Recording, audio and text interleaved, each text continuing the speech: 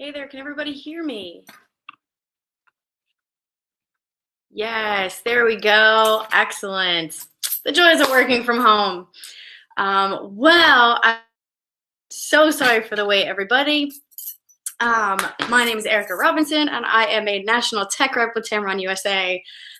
Normally, what that means is that I would get to travel to each and every one of you to give these great presentations, but unfortunately, we don't really get to hang out these days. So thank you so much for joining me. Thank you for being patient with the audio. Thank you for supporting your local store and for supporting Tamron. I will get right to it. Let me just make sure that this screen is actually big enough for you guys to see.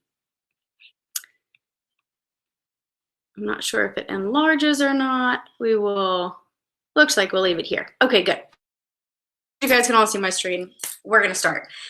So we're gonna talk today about the mysteries of night photography, because after the sun goes down, there is no reason why we have to put our cameras away.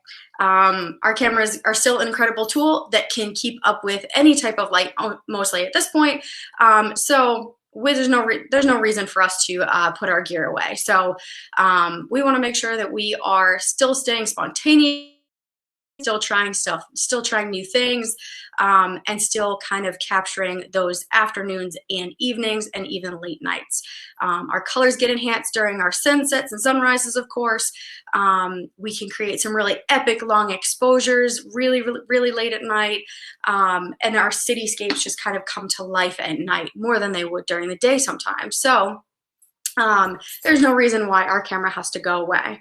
So before we get to that, though, I do want to make sure that all of us are on the same page and that we kind of start from scratch, that we go back to the beginning, that we remember that our camera is just a tool. Our camera is a very important tool, but we are controlling the camera. There is no reason why we have to stay in that green mode. My coworker calls it the green mode of death, so we will stay out of that.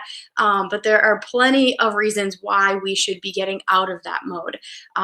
In the auto mode, our camera is going through a whole bunch of algorithms to determine what we are thinking, what's going on in our head.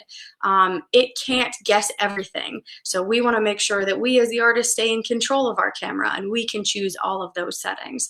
All of your DSLRs should have M, A, S, and P. Of course, that's in Nikon land. In Canon land, you have M, A, TV, and P. That's your manual, aperture priority, shutter priority, and program. All very vital to choosing our kind of trio to our exposure. So our shutter speed, aperture, and ISO, and those are the three parts we are going to go over next. So starting again, talking about the basics of exposure, we're going to start with aperture. Our aperture controls two very important things. One, how much light we're letting into our camera, and two, our depth of field. So whether or not I want my subject, if you guys were photographing me right now, whether you want me in focus and my background gone, or if you're photographing a landscape and you want your foreground and your background all in focus. So our aperture controls those two things. When we are, let's say we're down opening up our lens at f2.8, f2.18, 1.4, the lower that number goes, the larger that literally physical hole inside of your lens opens up to be to let more light inside of your camera. That also controls a more shallow depth of field. So if you are doing portraits and you want a more shallow depth of field, you want your subject in focus, you're going to be down a bit lower. However, up at f16, that's when you are closing down, you're stopping down your lens, you are letting in less light, and you're going to have a deeper depth of field. So you're going to have your foreground and your background mostly in focus. So just an example here to make sure, again, we're all on the same page. This kind of shows encompasses all of that, both our ability to let a whole lot of light in. This was shot down at f2.8, as well as control that more shallow depth of field. That way, this main statue here in the front was in focus, and everything in the background was indeed not in focus, right? I wanted just that main statue. So now that we are all pros with our aperture, we're going to talk just a little bit about shutter speed. And when we I know that when we get behind our camera, we look at kind of all these buttons and numbers, and sometimes we get a bit overwhelmed because there is a lot going on, and that's okay. But when we are trying to figure out our shutter speed, all we have to do is ask ourselves one pretty simple question: whether or not we want to stop motion or whether or not I want to show motion, right? So if I'm trying to, let's say I'm photographing a race car, right? If I'm photographing a race car, I know that if I, in my head, want to stop that motion, I need a much faster shutter speed. So I need to be upwards of 1,000th of a second, 2,000th, even an 8,000th of a second to make sure that I'm freezing my motion. But on the other end, let's say I'm photographing a waterfall, right? And I want to see kind of the motion of that. I want to see kind of the smoothness of the water and let the motion run through my frame. That's when I'm going to be a little bit lower. A 15th of a second, 30th, I have a whole second, 10 seconds, whatever it takes to show whatever type of motion you are trying to show through your frame. Okay, so just a couple of examples here. First being our faster shutter speed, right? So in this case, this was shot at a 2,000th of a second.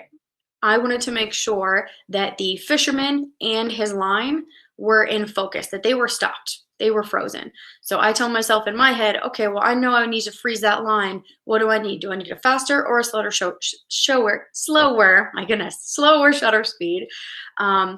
I know that I need something faster. So I went to, again, a 2,000th of a second to make sure that I froze this line. Let's just say for extreme purposes, let's say I shot this at a whole 1,000th of a second, or a whole second, right? If I shot this at a second, not only would I lose the fishing line altogether, but I probably would have lost most of his arm there too because of all that motion.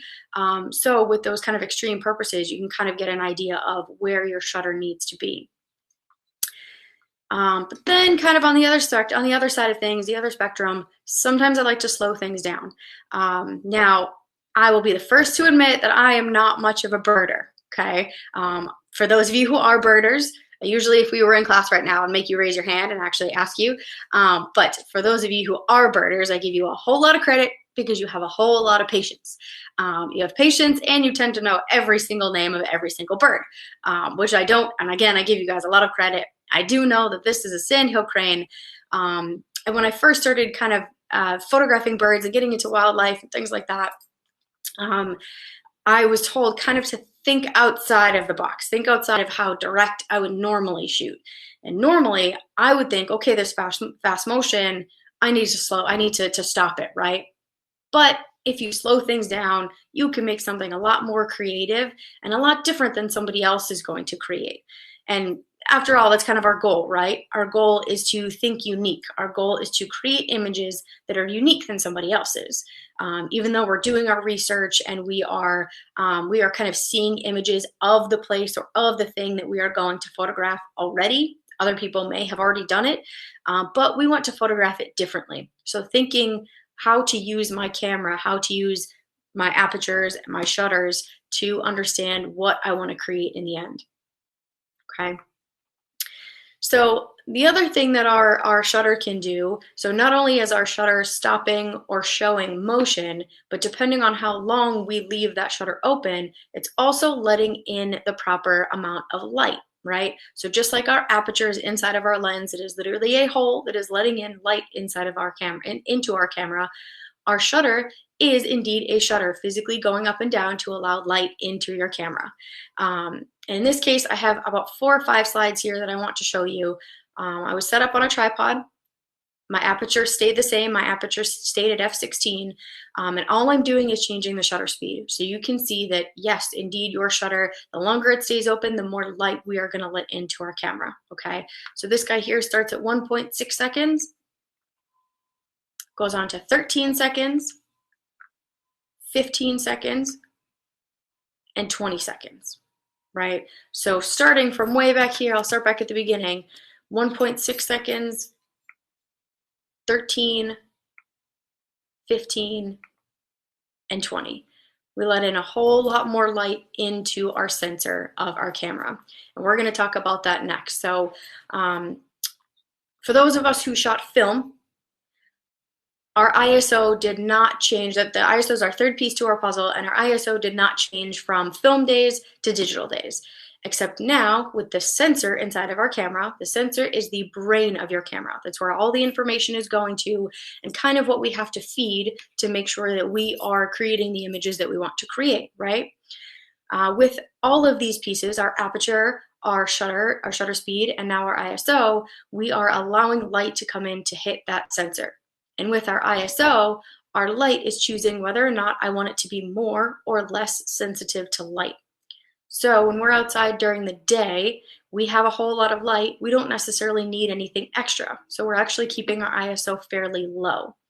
The lower we keep our ISO, the more information, the more quality we keep onto that sensor. So we still want to strive to keep it as low as possible, but there's nothing wrong now, especially with digital, with moving our ISOs up to where we need them to be.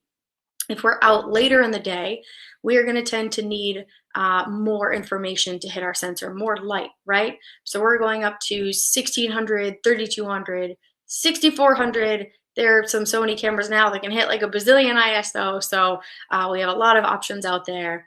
Back to kind of going back to film for a second here, back when we did use film, we took a roll of 3200 speed film, went to develop it, got it back, and realized that we saw a whole ton of grain. There was a lot of noise.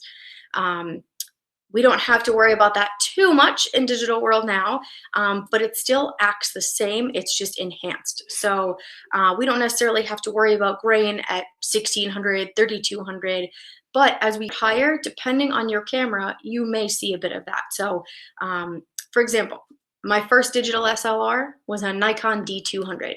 My Nikon D200, I couldn't push past like 800 ISO without seeing a whole bunch of grain. Now I shoot on a Nikon D4S and a Sony a7 III, and those sensors can practically see in the dark. So I can be upwards of 128,000 ISO and not really worry about seeing all that grain, all that noise. So I would suggest that is definitely one thing that you should probably test out with your camera to know where your limitations are with your camera. So just a couple of examples here, 3 examples actually talking about our ISOs just to make sure, again, we're on the same page. ISO 100, I'm out in the middle of the day. I don't need a ton of extra light, so I still want to keep it down as much as I can. I still want to keep it pretty low, all right? Later in the day, let's say in this case, I'm actually handheld, so I can't really leave my shutter open for a whole ton of time. So in that case, I know in my head, okay, well, now I'm gonna need more light to hit my sensor. So I need my ISO to keep up with me. My ISO at 800 allowed me to still hand hold with a little bit slower of a shutter speed to get the image I wanted, all right? But then, of course, there are going to be some situations, in this case, it was set up on a tripod, and we'll talk about that in just a couple of minutes. But in this case, I was upwards of 1600 for my ISO because I was exhausting the other 2 pieces to my equation with my exposure. I was at, I believe, f2.8, and I was letting in a whole ton of light with my shutter, but I needed to be at 1600 in order to get what I wanted. All right. So now that we've kind of talked about all of the little technical aspects behind it, I want to take another step back and talk about composition, because this is kind of where we shine as artists. This is where we make our images unique to us, because we can all collectively, all together, all of us, we can go to the Grand Canyon and all shoot the same beautiful vista, but we're all going to be shooting it really, really differently. Somebody's going to be, I don't know, laying on a rock. Somebody's going to be standing on another rock over there. There's just going to be so many different angles and ways to view this place. So composition and how we kind of make up our image, what's going on inside of our frame, doesn't necessarily matter what's going on the outside of that, just what's on the inside of our frame. And that all has to do with our composition. That all has to do with how we are creating that image. So thinking about our focal point, leading lines, really all of these pieces here to make up something unique to us. First off, of course, is that focal point. What is our focal point?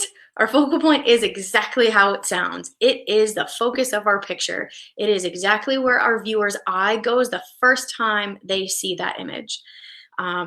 It might sound kind of like we're overthinking it with all of these little pieces to the puzzle, but most of the time you're actually doing these things without even recognizing it. Most of the time you're noticing your focal point, you're noticing your angles and your leading lines and things like that, without even recognizing really that you're doing it. It is there. So with our focal point, one of the ways to get to our focal point, to tell our viewer how to get there, is through leading lines. Leading lines are these pieces that are going to branch out and lead our viewer's eye into our focal point, into exactly what we want them to see, right? And in this case, yes, your leading lines are man-made. They're physically moving our viewer's eye into the frame. But not all the time are they man-made. They can be made by motion. They can be made by light. They can be made by silhouettes. They can be made by a whole lot of different things. But in this case, yes, of course, they are man-made, leading us, drawing our viewer's eye right to the back of the frame. There can also be more than one leading line. There's no rule in photography saying, okay, you have to do this, this, and this, and you have to have a certain amount of leading lines. That's not the case. So here, you're going to see multiple leading lines moving my viewer's eye all the way through my frame. And again, there is no kind of rule to that. I do want to emphasize, I know I've said rule a couple of times, I consider photography rules more like guidelines, right? There's no hard set and fast rule telling you you have to do something. And that's what makes photography so great, is that you can try different things. And now with digital, it's not like we have to worry about running out of film or anything like that. It's all about trying those new perspectives, right? So another piece of that composition is our perspective. A lot of people hate when I tell them this, but yes, sometimes you have to lay on the ground to get the best image. Sometimes you have to climb a ladder. Sometimes you have to get in some absolutely ridiculous positions to get the image that you're trying to capture. Because as I said, nothing matters except really what's going on in that frame. So if you just walk up to your scene, take a quick picture, turn around and walk away, you've lost a lot of opportunity that image, that space can create for you. So work that scene a little bit more. And I do also know, of course, that it's difficult when we're traveling with family or large groups of friends. They may not necessarily want to stick around and wait while we get these images. So it's great that you guys are doing exactly what you're doing now and learning everything you can within photography, so that when you do get out there, you can not only do it kind of quickly, but you can do it on your own. You can spend the time with your scene and not necessarily just, again, walk up, take a quick picture, and walk away. There's a lot that scene has to offer. Your perspective can change within the angles of your lens. So once we know what our lens is capable of, we can then create images based on what our lens is capable of, what we have envisioned in our mind. A lot of times when I approach a scene, I know exactly what lens I want to use before I even take it out of my bag. I don't necessarily have to trial and error. The more you use your equipment, the more you use your lenses and your cameras, the better off you're going to be, because you are practicing with that tool. So in this, I have 3 images here of the St. Louis Arch. And for those of you who have been to the St. Louis Arch, you know that you can take the very kind of predictable image in this case, where you can get the whole city, the whole skyline underneath the St. Louis Arch with a super wide lens. And while it is beautiful, I absolutely love this frame. When I was there, I kind of wanted to push it a little bit. There's no reason why I can't try other angles. And once I've kind of gotten that one image that I went there for, try other things. Don't just stick around and take the same shot. And I'm a culprit of that myself. For forever, I would just stay there and take the same image over and over and over again, making sure I got it perfect. And that's great. But once you've kind of captured that main scene that you're looking for, move on and try new things. Within that scene with my 15 to 30, I know that I can get closer to my subject. I still have part of that city skyline in there, and I still have the St. Louis Arch, just coming at a different angle, right? And then I know that I can get even closer. So I have 3 completely different images made with the same lens, same settings, made at the same scene, but just by moving myself. There's lots of different visuals within the same scene.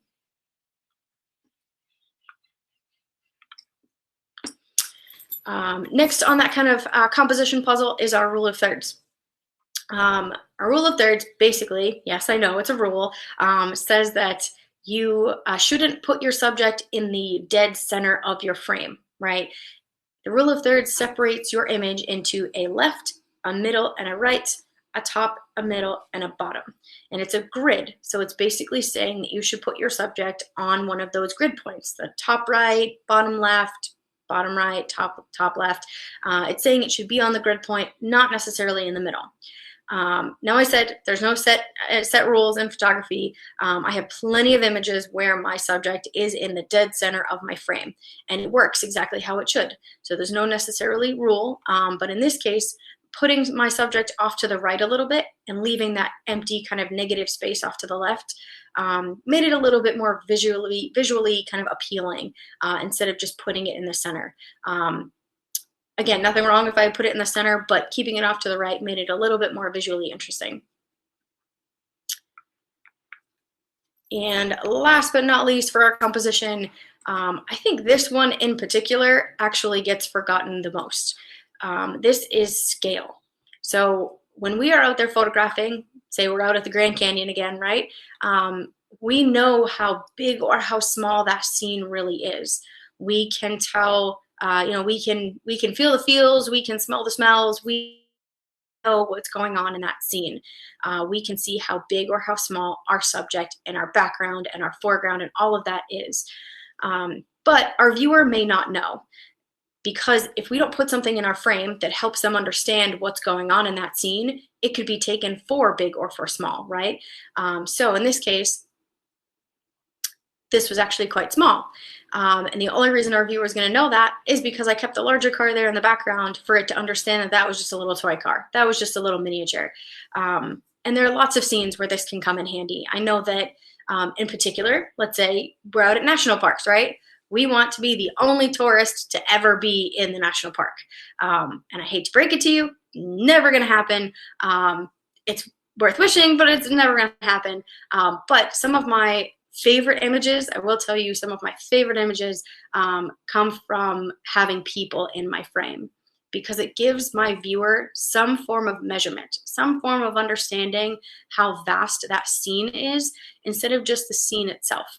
And they don't necessarily take away from my frame whatsoever. It just gives it another kind of another layer. Not all images need it, but depending on what you're trying to show your viewer, it may need it to emphasize that scale. All right, so now the piece that you guys came here for, talking about night photography, tips and tricks, some new techniques, things like that. And to kind of preface this part here, I will tell you that all of these images coming up were all shot with a tripod. A tripod I consider a necessity, not an accessory. It is something that for certain images that you are trying to capture, you can't get without a tripod. I guarantee if you've never had a cup of coffee in your life, you still cannot handhold for 30 seconds. It's just not a thing. And I've had plenty of people tell me that they can, well, I'll just leave it over there on a rock. It's fine, it's stable there. Or I can put it on the hood of my car. And yes, you can, it can stay stable there, I'm sure. But what happens to your composition? Your composition then gets lost. So you have, let's say the subject that you're trying to photograph is over on the left, but the rock, your piece that's stable, is over on the right. It's not really going to do you any good. So your tripod isn't necessarily just a thing for stabilization, but it helps, it allows you to be still in control of your situation and control of your composition as the artist. So I do think it is very necessary to have one. So one of the first kind of techniques we'll talk about with our night photography, whether we are shooting city or landscape in the woods, doesn't matter. Our shutter speed is still very important. As we talked about earlier, our shutter is the piece that is going to allow extra light. Each piece is going to allow to let extra light in depending on how long I leave my shutter open. I can leave my shutter open for as long as my battery will last, basically. But it kind of is that piece of the puzzle that we can control that can help us avoid other things too. So in this case, there was I'd say about a dozen or so people walking around. This is out by the Chicago Bean. And for those of you who've been there, you know that there's a ton of people there all the time. Doesn't matter day or night. And And as I said, sometimes having somebody in there can help your photo. Sometimes it can hinder. In this image, I do have a couple of people I left in there, but I didn't want to leave them all. So by using a longer shutter speed, 15 seconds, the people that were all walking around, as long as they continued to walk, they were just kind of turned into a ghost. They just walked right through my frame.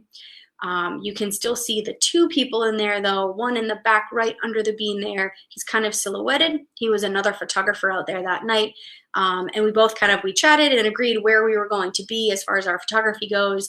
I knew he was going to be under there, so I asked for a couple of images if he would just stay still. And I wanted to keep him there. I wanted to add another layer to that scale so that my viewer could have a little bit more understanding of how big it truly is.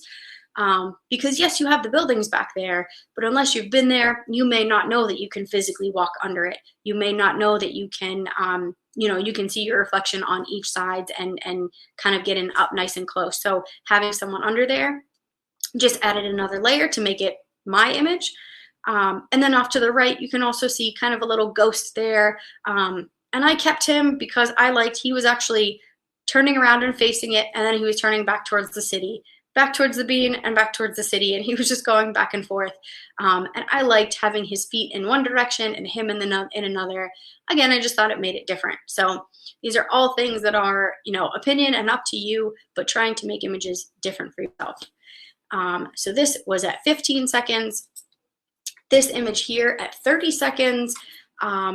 Again, talking about how our shutter can be an advantage to us to be able to let the amount of light in that we need to hit our sensor.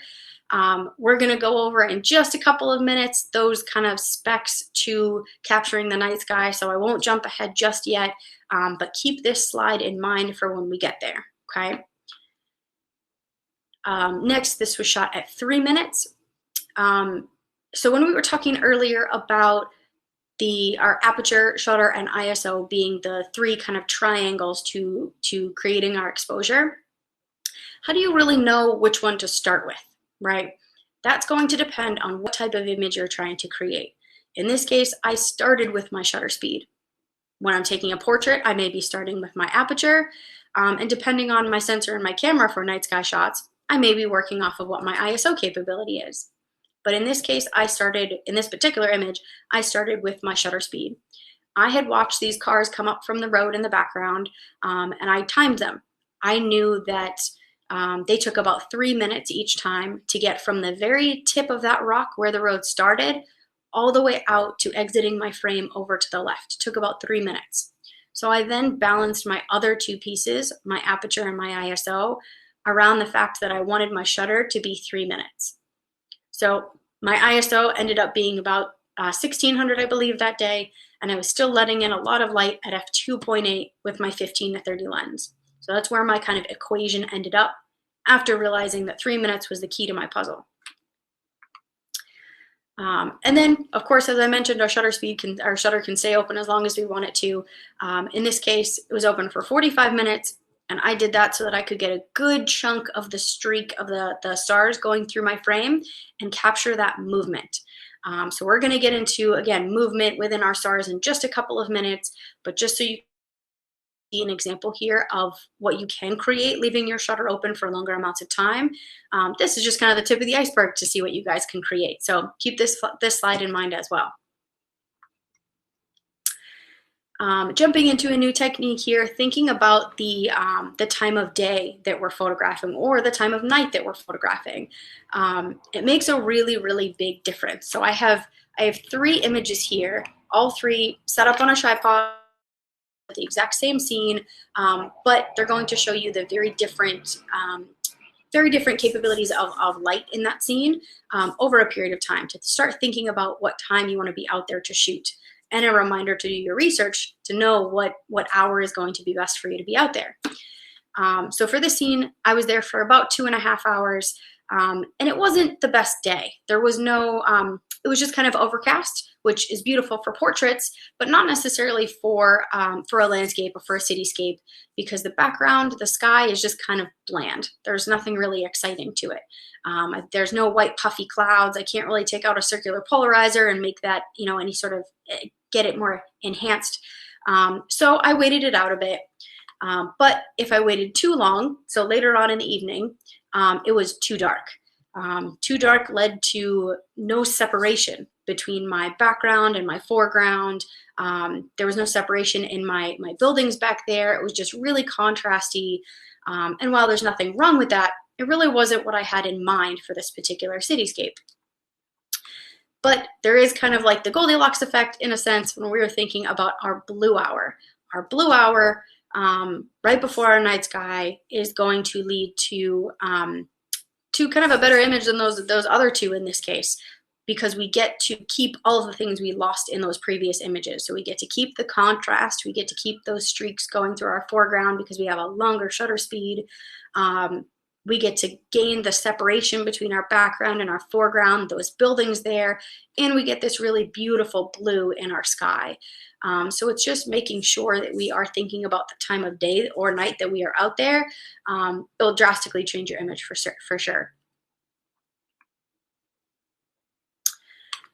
Another technique here to talk about, going back to our kind of night portion, our light painting.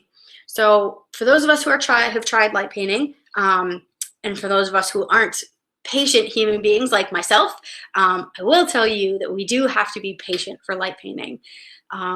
Light painting is when you take a light, an extra light, whether it's a flashlight or a phone light or car headlights, whatever extra light you are using, you are literally painting in part of your scene, right? So I'm exposing for the sky. I have my settings set to expose for the Milky Way and expose for the sky, but my foreground was really dark. So this example here, you can see my whole kind of team up there, all of our attendees for our class, physically taking a flashlight, light painting in that scene. It will be different every single time you light paint. Even if you think you used the same brush stroke, even if you think your light was on for the same amount of time, every single time it will be different. On one, you could end up with a hot spot somewhere. On one, you could end up with more light on one side than another, or just simply not the design of light that you want. And that's okay. Just be patient with it. There are a couple of great flashlights out there, and I can put them in the notes for when we leave. One of my coworkers has a really great clean light that he uses, and that is my best recommendation. So if you're out there trying some light painting, use a flashlight or a light that has a very clean light, because you don't really want to, if you have a warm light, you don't want to add that extra warmth out there to be kind of hindering your white balance later on. You want to make sure that you are only adding the color, the clean color that you want to keep. So a couple more examples here with our light painting. You can see here, so that my flashlight was really only used for less than a second. I just added a tiny, tiny bit. A lot of times you're not going to need to hold your flashlight out for 10 seconds during a 30-second exposure in one spot. You'll end up with a giant hot spot, right? So this was just a quick little brush over, less than a second, to add a tiny bit of extra light to my scene, my foreground there, to see the depth in between all those cactuses back there. Same with kind of these two frames here. So this image and this image here, drastically different, but all set up at the same spot.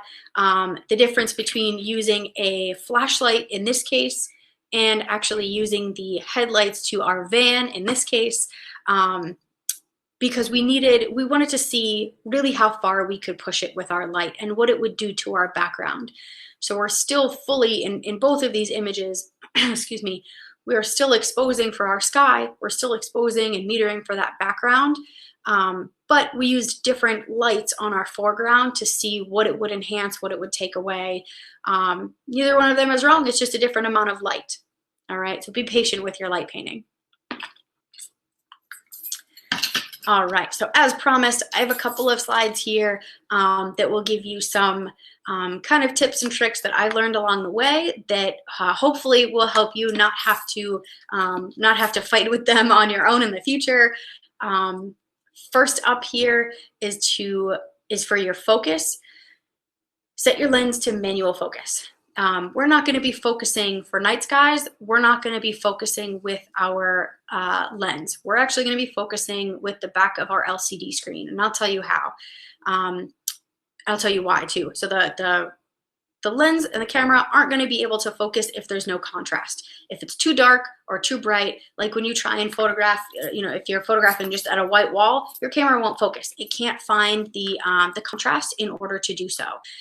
So my biggest suggestion is if you have a focus window in your lens, you're going to see that little infinity symbol, okay? The infinity symbol will give you a starting point for where your full focus is going to be. So where you're going to get full foreground and background focus. But it's not always exact. So I have certain lenses where on that little infinity symbol, if I am dead center focused on that, it's spot on. However, I have another lens where if it's just at the beginning of the infinity symbol, it's spot on. And other lenses that don't have focus windows at all. So if your lens doesn't have a focus window, you can focus using the LCD screen on the back of your camera. Turn on your live view, okay? Put your lens to manual focus, we're still there. Digitally zoom in on the back of your LCD screen to the brightest star or the brightest planet that you can find, and then manually focus your lens. And as you manually focus, you'll see that haze go away. You'll see your subject, your star or your planet come into focus quite a bit more. And then if you have a little piece of gaffer's tape, tape it over. Leave it right there. That way, if you bump your camera, you don't have to worry that you missed the mark there on your focus. It's already locked down. Okay. Then you can digitally zoom back out on your LCD screen. And you won't have to worry about choosing your focus again. And if you don't know how to digitally zoom in on your LCD, it's usually the same button that you would use when you're viewing your picture to zoom in on the viewed picture. So sometimes it has a little plus sign on it, sometimes it doesn't, but it's the button that you'll use to zoom in on your preview picture. Same thing that will allow you to digitally zoom in using your live view on your screen. Okay, so that's number one. Next up is to have a shutter release. A shutter release allows you to not have to touch your camera.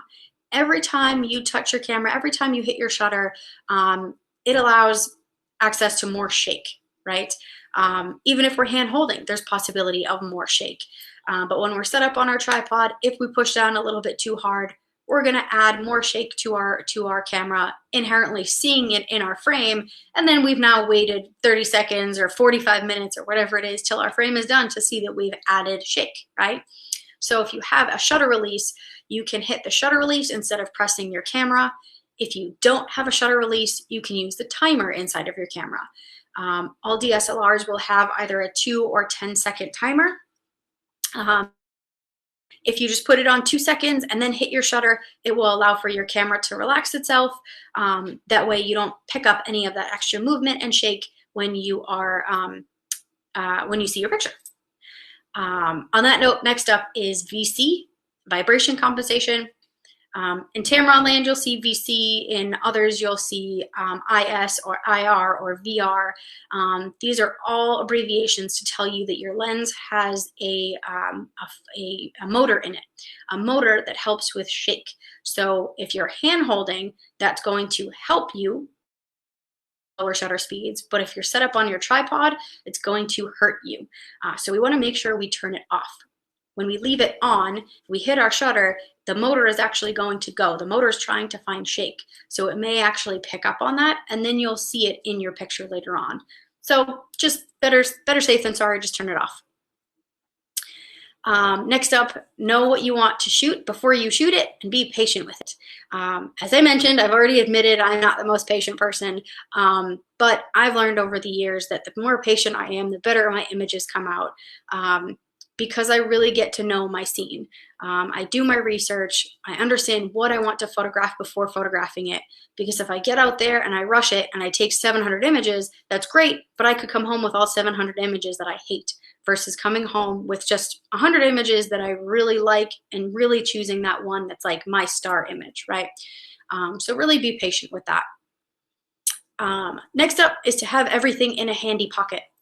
When I go out, I shoot I help with our night sky national park workshops. And I have these like cargo pants, right, that have 5 or 6 different pockets in them. And I keep everything that I know that I'm going to need that night whether it's my shutter release or filters that I'm going to need for something, or a lens cap that I don't want to lose, or a granola bar, whatever that is. I keep everything handy in those pockets so that I don't have to go digging around through my bag. It saves me a whole lot of time. Not to mention, if I'm out in a park where there are critters, I don't want to take any of them home with me. Or if I'm at Great Sand Dunes National Park with a sand, I don't want to take home 16 pounds of sand. So keeping my bag closed as best I can, everything close to me, has been really helpful. And then next up, you can see I left you a couple of tips here for your Milky Way, for your white balance. These are just starting points. Again, not necessarily hard, set, and fast, but just starting points. First up being Milky Way, shoot at 3,900 Kelvin, moonlight 3,000 Kelvin, dark sky and tungsten, dark sky about tungsten or 200 Kelvin. Again, they're not exact. They are going to depend on whether or not you have moonlight out that night, or you have different colors coming from a city nearby. So they're not set rules, but they are great starting points. Okay. Your next little list here is for your Milky Way exposure rule. This is what they call the 500 rule. So again, just a starting point, but you'll see a little equation here. 500 divided by your focal length equals your exposure time.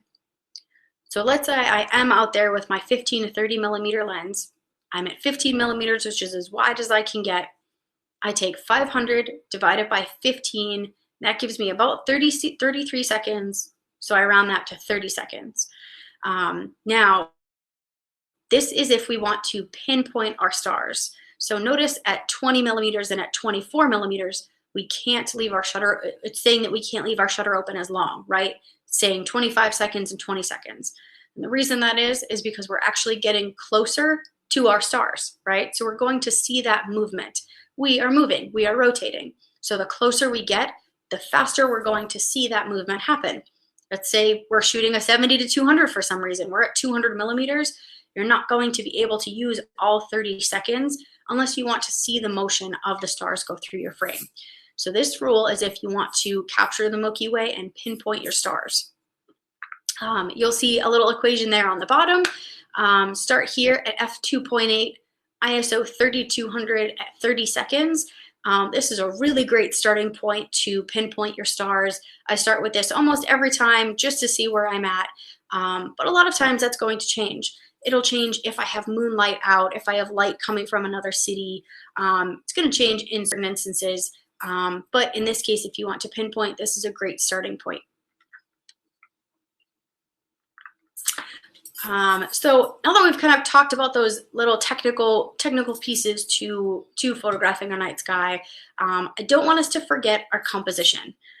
Our composition is still super important. We can't lose that. Our images still need to be unique to us. So if you do your research for a specific park that you're going to photograph, and specifically for the Milky Way, you will notice that at the beginning of the year, it's going to be kind of come in at a diagonal, whereas later in the year, it will end up straight up and down and then kind of fall completely over. So depending on what time of year you're out, just note the shape of the Milky Way and what it's going to come down to. So in this case, it was straight across my sky, right? So I picked a landscape here, kind of keeping it as a base so that my image had a little bit of weight to it. I know for those of us, I know the one I did when I captured the Milky Way for the first time, it's so exciting. You capture it in your frame and you think you're done, right? You're not done. So don't just point straight up at the sky and just get the sky. Sky and the Milky Way are beautiful, but give your image some weight, some base, and keep your landscape in there because it's just as important as your sky and as your Milky Way. You also want to, again, depending on that shape of what the Milky Way comes down, give it a good landing point. So in this case, I wanted it to land exactly where that smoke was coming up there, where that smog was coming up, so that I had kind of these different shapes coming through. I had the triangle from the smoke on the right. I had the triangle on the left created by the Milky Way, all of these different shapes. And it would have been very different had I been there later in the year. and the Milky Way gone straight up and down, it basically would have just cut my frame in half. So then it's deciding, okay, if I am there during a different time of that year, where do I want it to land? Where will it look most aesthetically pleasing? Okay. So with that, I have a couple of extra prep tips here for you. Please make sure that you always have extra batteries, especially out on a cold night. Keep those batteries in a jacket pocket or something nice and close to you, because they'll tend to die a lot quicker if you are out in the cold. Always have extra memory cards. I know that we have memory cards that can hold a bazillion images at this point, but if you get out there with just one memory card and that card corrupts, or you only have 10 pictures left because you forgot to format it last time and you've already started, you don't want to lose those images, you're going to be really sad when you can't take any more. So please be sure to have extra memory cards with you. Your tripod, we already talked about. Your tripod is incredibly important for not just stabilization, but for your composition, for making sure that you are capturing exactly what you want to capture, and not have to be the victim of wherever that rock is that you are using to stabilize your image, okay? Cable release. Cable release is super important, but if you don't have one, still don't forget you can use your timer, your 2-second or 10-second timer. You'll have to be a little bit more patient with it, but at least don't add to your image, okay? Water and snacks. I, for one, get hangry if I'm out there in the middle of the night and I need food, so always bring water and snacks with you just to stay safe as well. Glow sticks. Glow sticks was actually one I learned over the past couple of years from my boss, and I think it is an awesome tip. I've used it almost every time. If you're going someplace new or someplace alone, setting glow sticks at your entrance to where you're headed in, setting a few of them in a path so you know where to get back, just for safety reasons. Gives yourself a little bit of extra peace of mind to know that you're okay getting in and out. And then, of course, having extra, even if it's a warm place, even if it's the middle of the summer, having a couple of extra things in case the temperature drops at night. Warm gloves, hat, socks. I'm a huge baby. San Diego, California. I'm not a fan of the cold anymore these days. So are my tips for you there. With that, this is me. I am Tamron Tech Erica, both on Facebook and Instagram. So if you need if you have any questions, if you need any help, if you just want to follow along, please feel free to do so. And with that, I'm going to jump in to see if there was just any questions here before I let you guys go with your day. Let's see.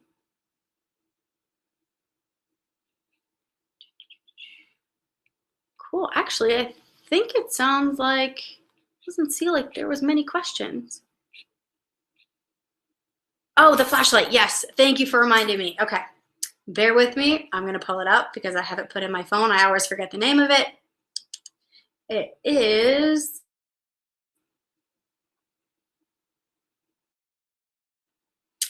here. I'm going to type it into the notes because it's kind of long here.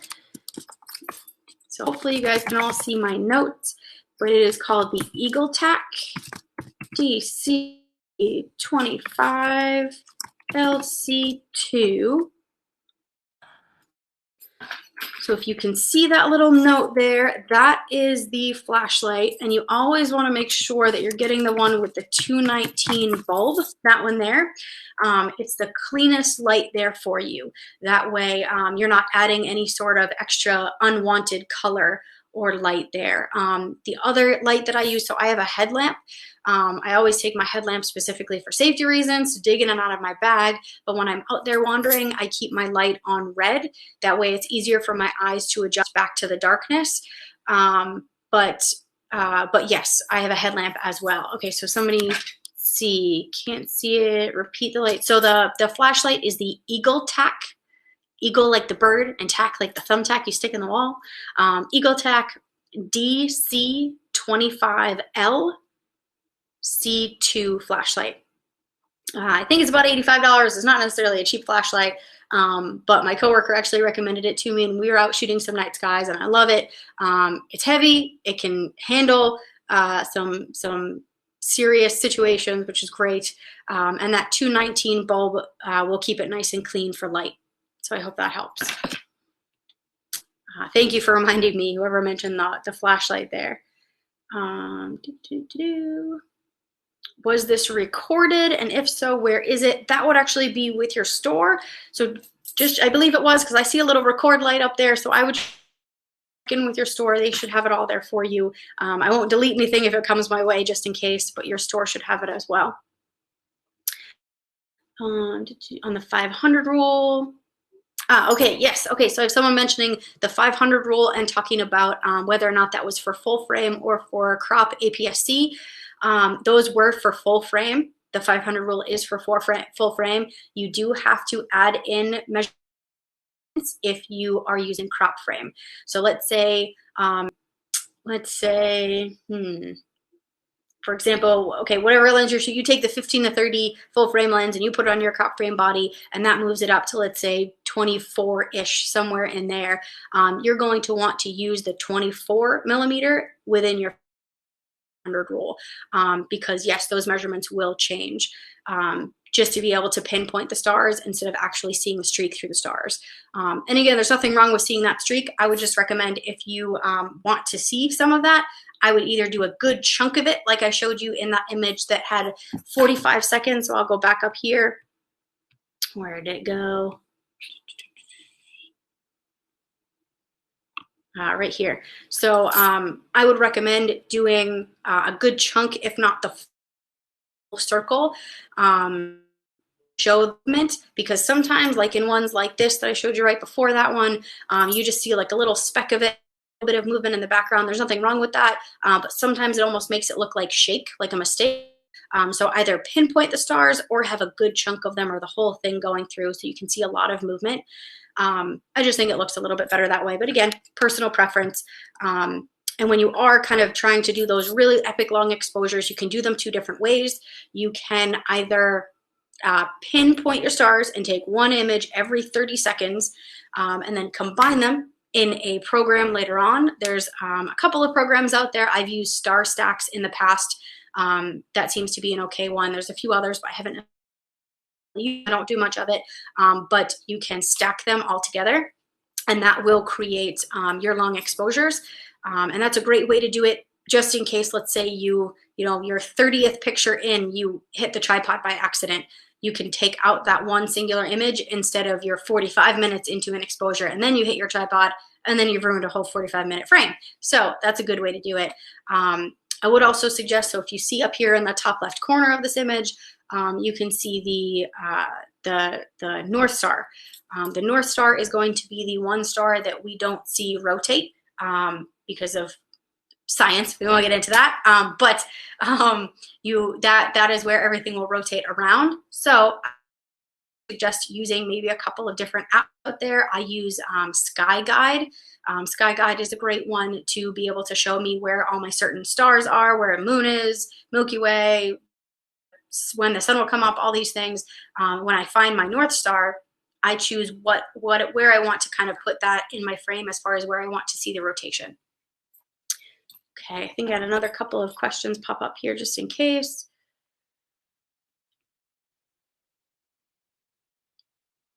Use a red light to make camera, yes, use a red light to make camera adjustments for sure.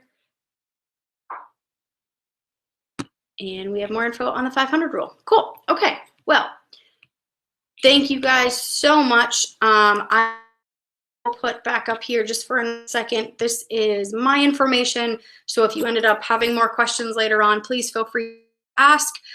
Thank you so much for being with me today. Thank you for supporting your store and for supporting Tamron. Thank you for still social distancing. I hope you are all safe and well, and we will catch you on the road soon. Take care, everybody.